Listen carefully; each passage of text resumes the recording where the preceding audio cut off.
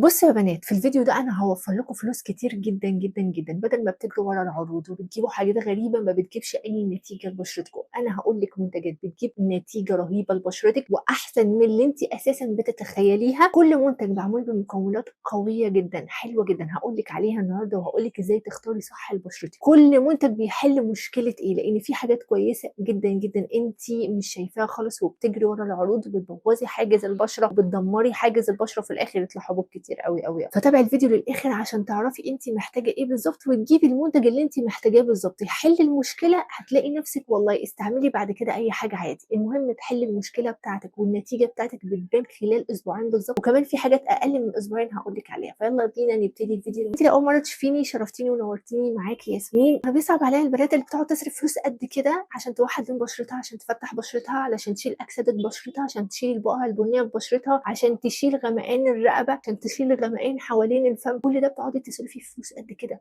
وتروحي لدكاتره قد كده يدوكي منتجات مصري ما بتجيبش اي نتيجه اصلا. طب ما تجيبي المنتج ده، اسمه اكسس واي. انت ما بتجيبيش المنتج ده ليه؟ المنتج ده خلال اسبوعين هيجيب لك نتيجه حلوه. عروسه رايحه مناسبه، عايزه بيتك تقعدي شكلك قمر قدام جوزك، انت نفسك عايزه تقعدي حلوه في البيت، عايزه تقعدي نفسك حلوه، بشرتك حلوه، كل شويه تبصي في المرايه تلاقي نفسك قمر. ليه ما بتجيبيش ده؟ ده بيتحط على الوش كله، تحت العين، فوق العين، كل حاجه كل حاجه. ده خطير، ده ما بتستعملوش، ده الصبح وبالليل هيفتح بشرتك خلال اسبوعين. تاني حاجه برضو عايزه اقول عليها، طول ما انت بتستعملي مكونات تفتيح لازم كريم شمس، لازم كريم شمس كويس عشان النتيجه اللي انت تاخديها احسن واحسن. حافظي على كل ده بكريم شمس كويس. نسبه كبيره جدا من مشاكل البشره هي تعرضك لشمس من غير حمايه، فحلوه قوي قوي قوي قوي اكتر ما انت متخيله. سيرم في كل مكوناته كويسه جدا على البشره، بتجيب نتيجه بسرعه للبشره، بتحسن ملمس البشره، بتنور البشره، بيشيل اكسده البشره، بيفتح اي بقع غامقه. حتى المنتج بيقول لك لو عندك بقع غامقه جدا هو بيقول لك حطي المنتج بس على المكان الغامق وهتشوفي النتيجه. يعني هو كاتب لك كل حاجه تستعمليها ازاي، كل حاجه وليها طريق. ليه ساكتين؟ ليه ساكتين؟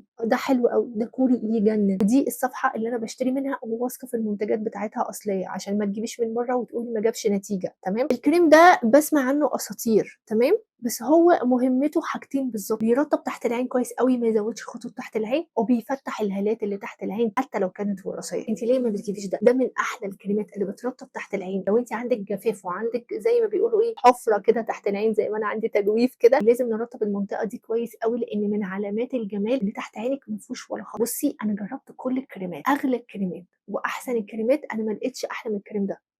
الكريم ده بيفتح تحت العين وبينور تحت العين بسرعه قوي قوي قوي، لان انا تحت عيني عندي في عروق، فالعروق دي بتبين غمقان. يعني انت بتصرفي فلوس بالهبل، لا ده حاجات حلوه قوي. ماري اند مي هو ده من احلى الكريمات اللي ممكن تستعمليها على بشرتك والنتيجه فوق الخيال. تاني حاجه بالكلينيك، ده حاجه مصريه، ترطيب عميق جدا للبشره، للناس اللي بشرتها بتقشر في الشتاء، عايزه ترطبي ايديكي، عايزه ترطبي رجليكي، تحطي كميه ماسك منه. حطيته ولبست الشراب السيليكون، خطير، ده خطير. بي كلينيك بالترتيب ده رقمه كام؟ ده رقمه 13. بتروحي الصيدليه تدوري على بي كلينيك رقم 13، ترتيب يجنن. عارفين الغالي ثمنه فيه؟ فعلا الغالي ثمنه فيه. ده من احلى السيرامات اللي هتحطيها على بشرتك، بتنور بشرتك، بتحسن بشرتك، تدي شد لبشرتك لو انت عندك ترهل في الجلد. ده بديل الديرما بان، من احلى المنتجات اللي ممكن تستعمليها على بشرتك بسرعه جدا. ده اكنك رحتي الدكتور، دفعتي مواصلات، دفعتي كشف، دفعتي علاج، كله في حاجه واحده. ده احلى حاجه. ده اسمه سيكا شوت،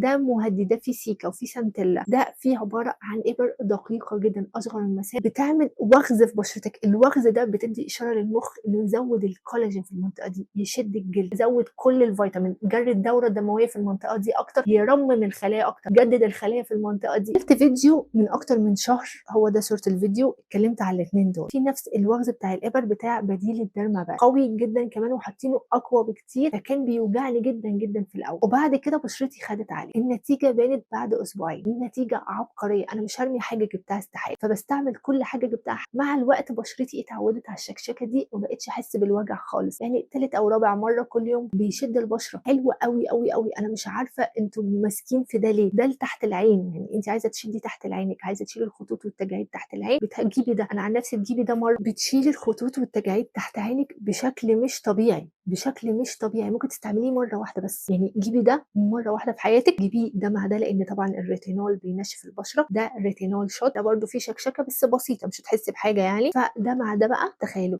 ترطيب وتفتيح، ده ريتينول لشد الخطوط والتجاعيد تحت العين. اعمليهم مرة وشوفي النتيجة بنفسِك، والله العظيم كل ما تحسي إن عينِك فيها إرهاق وتعب النتيجة واو. تعمليهم كل سنة مرة، أنا باقول لِك استعمليهم مرة واحدة بس، عايزاكِ بس تشوفي النتيجة بعينِك، شوفي بعد أسبوعين بيحصل إيه لبشرتِك. أنا بس عايزاكِ تتفرجي، اتفرجي على الجمال، هو ده بس. ريتينول شوت مع ميري أند مي، ده تستعمليه بس بالليل، بس بالليل، وده الصبح وبالليل وخلاص. شوفي الجمال بقى، شوفي اختيار المنتجات الصح إزاي، النتيجة عاملة إزاي في بشرتِك، شكلِك عامل إزاي في بشرتِك، ده بيرطب ترطيب خيال. والريتينول بقى السيرم، ليه باقول لكم بلاش الكريم ده على وشكم، كفاية الكريم ده بس تحت عينيكم، لإن الكريم مهما كان هيخش الطبقة التانية بس، إنما السيرم ملمسه، أنا عايزة أوريكم بس أهي السيرم ملمسه ذراته أهو. بصوا ده السيرم، أنا عايزة بس ركزوا بس معايا، ده السيرم، ودي أنا هاضحي ودي نقطة من الكريم. شايفين الملمس هنا عامل إزاي؟ هنا الكريم تقيل والسيرم خفيف بينزل، السيرم ذراته رفيعة جدًا، جدًا بتخش أعماق البشرة، إنما الكريم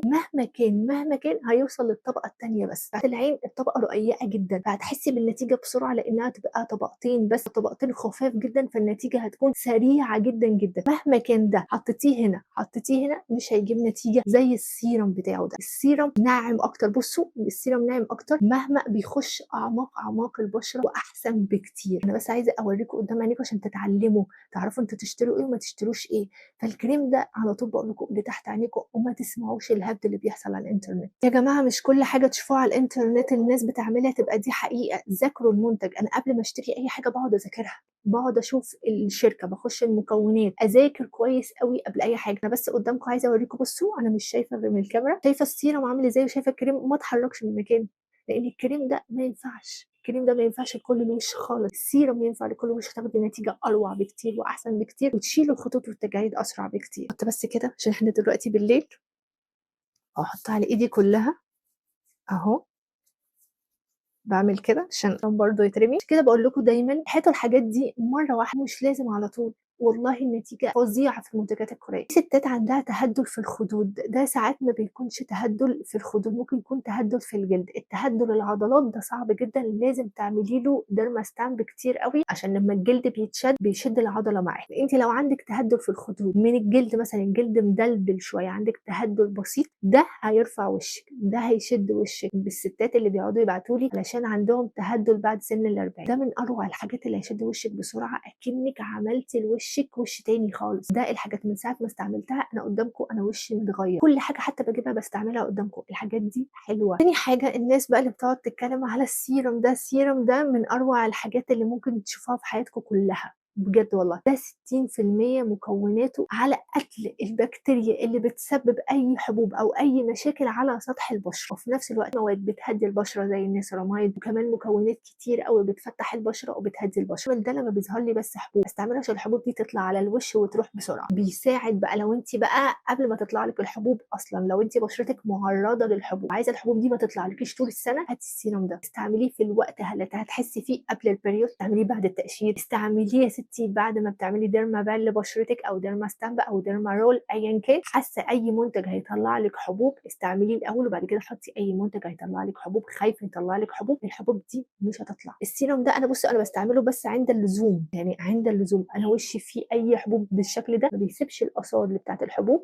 وفي نفس الوقت بيطلع لي الحبوب، ده للناس اللي عندهم حبوب. يعني دلوقتي في كريم مرطب، في كريم مرطب حلو أوي بيرمم حاجز البشرة، بيحسن حاجز البشرة، وإن شاء الله هو جاي لي يوم الأحد. ده بقى خطير، لسه نازل على الصفحة تقريبًا امبارح، أنا طلبته امبارح، يعني طلبته النهارده الخميس، طلبته يوم الأربع يوم الأربع الصبح، لإني شُفته يوم الأربع الصبح. ده من أحلى الكريمات اللي ممكن تستعمليها على بشرتِك، سعره نفس سعر ساش سعرها 650 جنيه، ده نفس سعره، أنا كنت جايباه ب1400 جنيه، والله العظيم الكريم ده أنا كنت جايباه ب1400 جنيه، ده خطير، ده كل حاجة فيه بيرمم حاجز بشرتِك لوحده كل يوم. هيالورونيك أسيد، السيراميد مش النيسيراميد، السيراميد، في منتجات كلها فيه تجنن، ترطب البشرة وبترمم حاجز بشرتِك وأوي، حلو أوي، أوي، أوي، ده أنا طالبة منه وهييجي لي إن شاء الله. ده من أحلى الحاجات اللي ممكن تستعمليها على بشرتِك لو أنتِ دايخة ومش لاقية أي كريم مرطب نافع معاكِ، ده ينفع لكل أنواع البشرة، سعره نفس سعر المنتجات المصرية. محتاجة تفهمي شوية، محتاجة تعرفي أنتِ محتاجة إيه ومش محتاجة إيه، مش معنى كل حاجة كويسة نشتري كل حاجة كويسة، اشتري حسب مشكلتِك،